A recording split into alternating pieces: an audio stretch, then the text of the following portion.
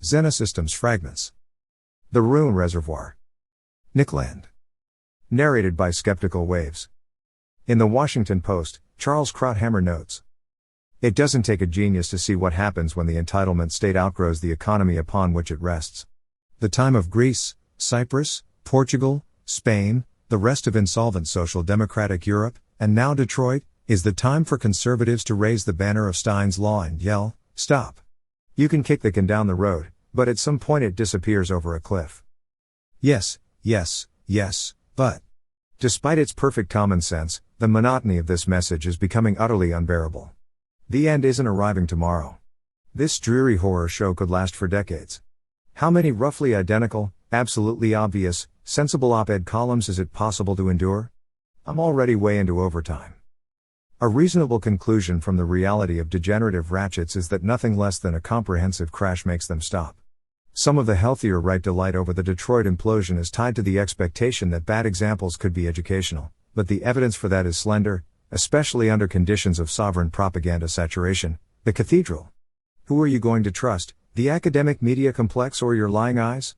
We already know the predominant answer to that question. When a message is existentially unacceptable to the cathedral, it will not be heard, and the only messages with substantial reality content are of exactly this kind. True believers will stick with a morbid utopia to the end, since anything truly different would, in any case, count for them as some species of death. For cynics, the calculation is even easier: why unnecessarily shorten looting time? More common still are the poor idiots, who will just do what they're told, while trying to grab a little feeding trough time, and then be sacrificed.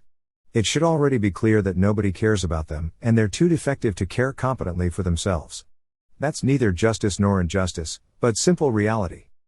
Nobody here is under any illusions about the profound socio-political malignancy given free rein in Detroit, or about the quality of human material over which it held sway, and yet it lasted up to a point that has provoked repeated comparisons with Hiroshima 1945, wrung out to the ugly end, and we haven't yet seen the end.